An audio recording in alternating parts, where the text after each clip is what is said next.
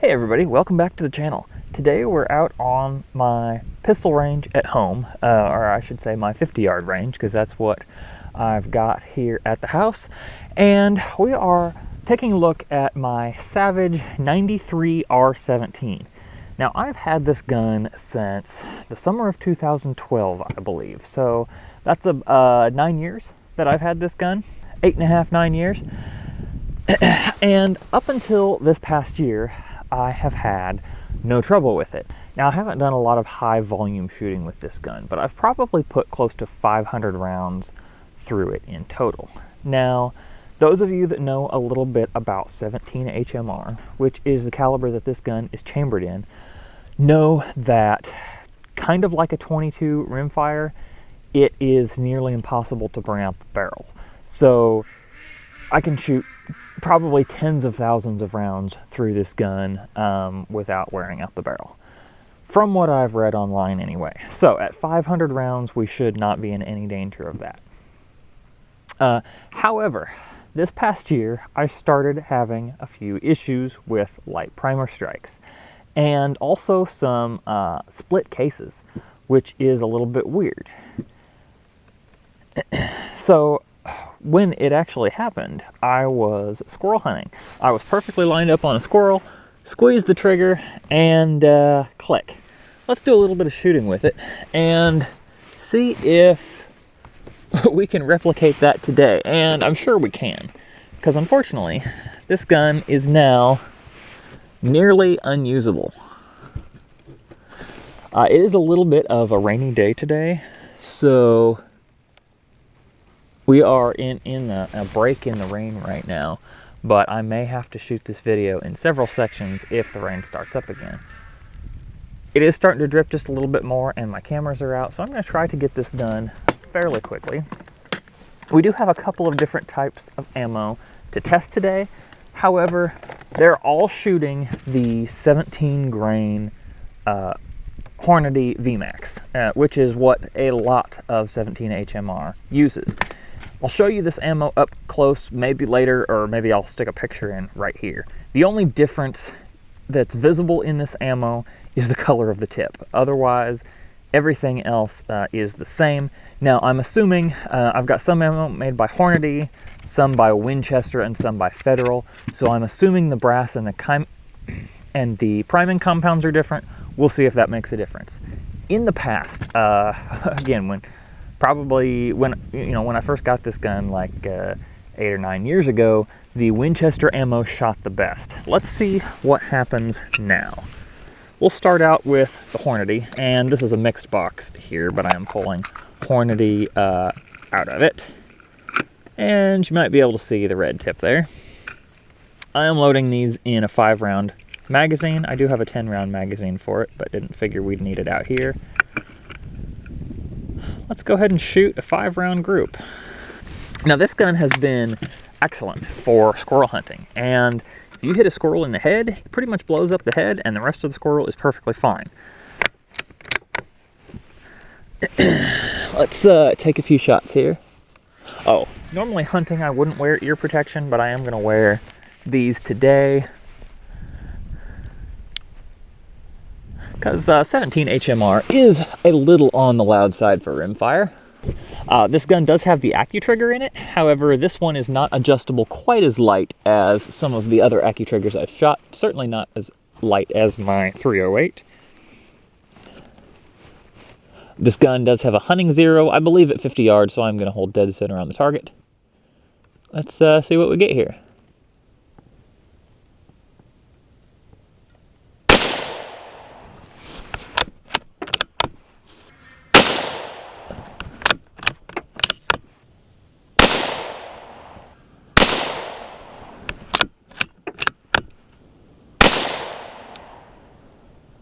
All right, now you can see that group actually looks pretty good.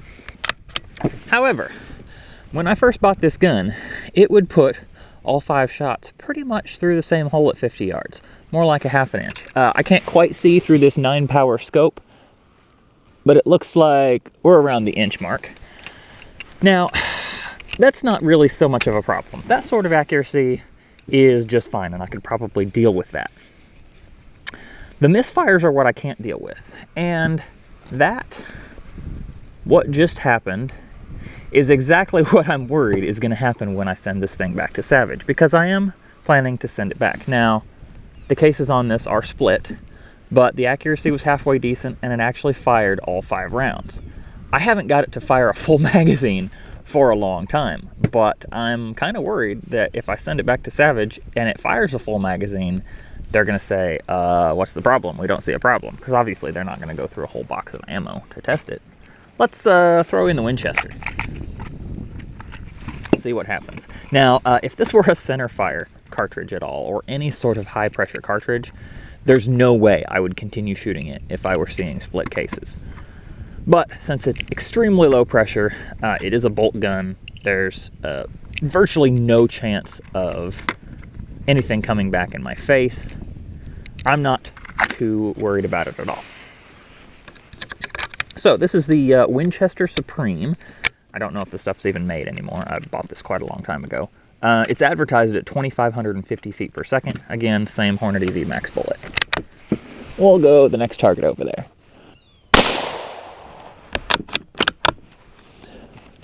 Now, if these bullet holes are up in that black a little bit, it might be a little hard to see these teeny tiny 17 caliber holes.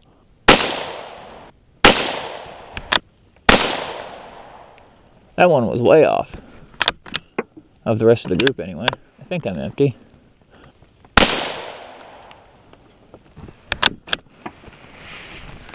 Okay, now I'm empty. Let's see if it's splitting these cases as well. Yeah, I've got one case with a good split here. And the primer strikes, again, I'll put a picture of this up on the screen. The primer strikes are extremely light on this brass. The rain's picking up. I may have to hurry up here and finish up so my cameras don't get wet. Again, we got it to fire on every shot, which is not what I have been experiencing. Let's see, I do have Federal and CCI branded ammo. They are both made by the same company, so they should be the same. However, this box of CCI is open, so let's shoot from this box instead of shooting the Federal.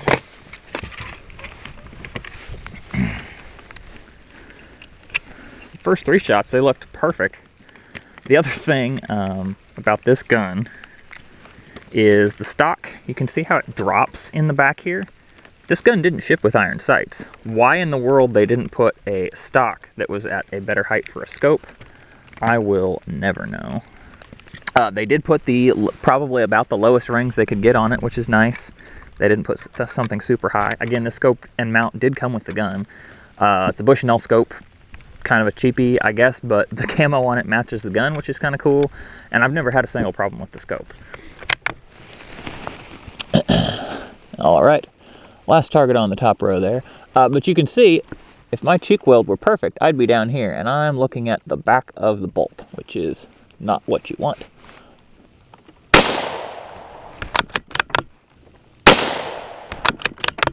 You can see this all does have a different point of impact. That group's not looking bad so far. We'll see if it opens up. Well, I don't know what to say. That's I fired 15 rounds there, and not a single one of them misfired, which is a little perplexing. Again, because I haven't been able to get through a single magazine in a while. All right, well, it is raining, so I'm going to grab that target. We'll go down to the bench and maybe talk about this gun a little bit more.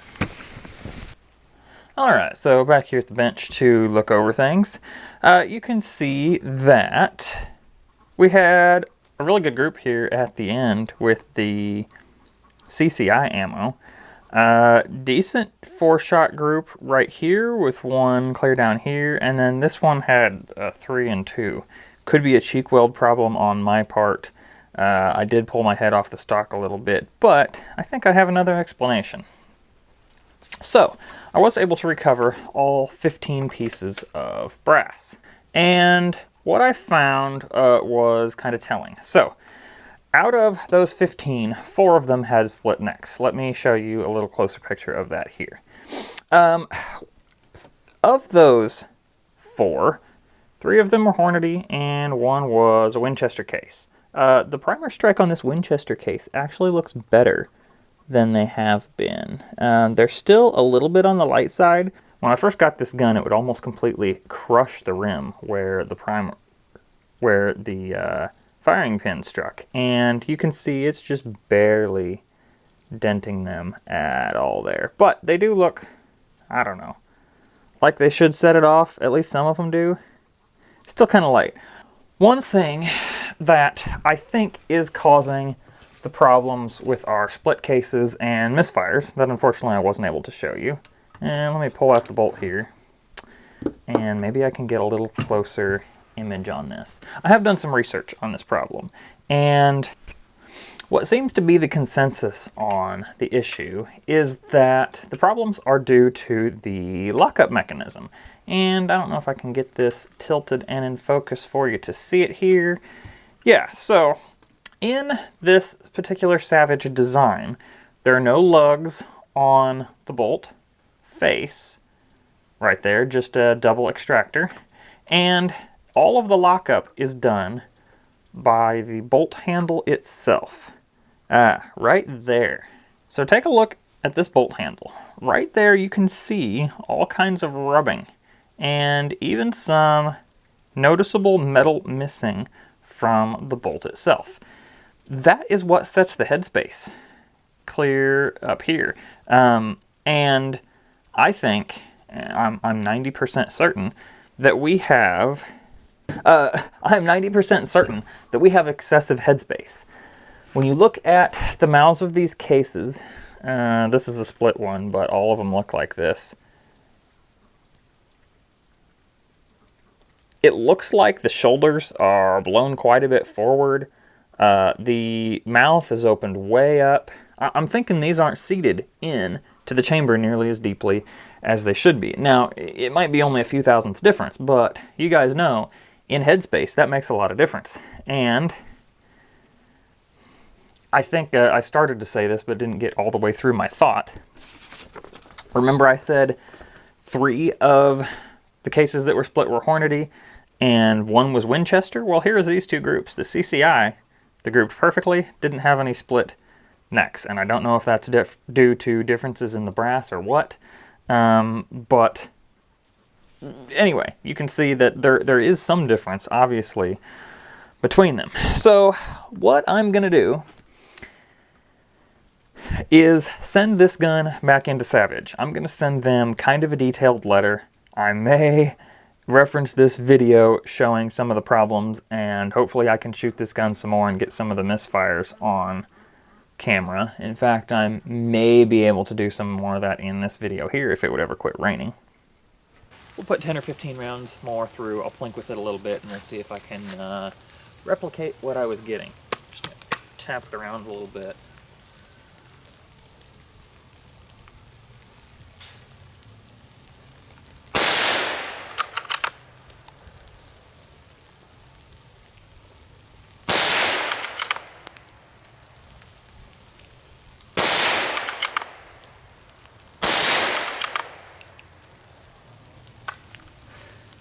Okay.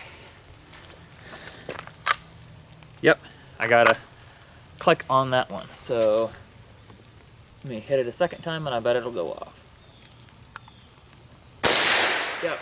Now let's see what brand that was, just for reference. Alright, that was a Winchester round.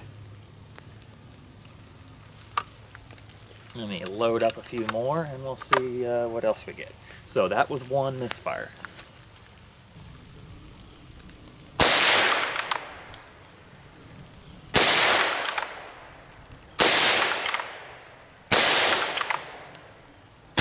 Super fast gun to shoot.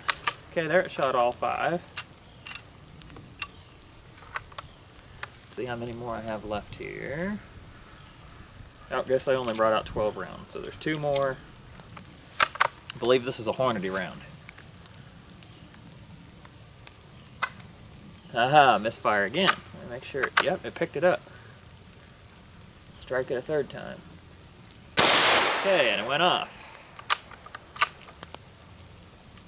Yes, that was indeed a Hornady. And that case split as well. One more. Okay. And that one fired on the first hit. So, 2 misfires out of 12 shots. We actually got what I was looking to see there. Still shooting better than it was. Definitely needs to go back to Savage to get worked on a little bit. Because, hey, 2 misfires in 12 is not good. And not the ammo. I did test that before when it was misfiring more. And it didn't seem to matter what ammo I used. And we'll see what Savage has to say. I have heard from some people that they had this same problem, sent the gun into Savage, and Savage sent it right back saying they couldn't find any problems. Well, I'm hoping that doesn't happen. I'm really hoping that doesn't happen because I really do like this gun, and I would like to, you know, be able to keep it around for a long time and shoot thousands and thousands of more rounds through it. But I just can't do that. I've missed opportunities at 5+ squirrels because the gun misfired when my crosshairs were over their head. So,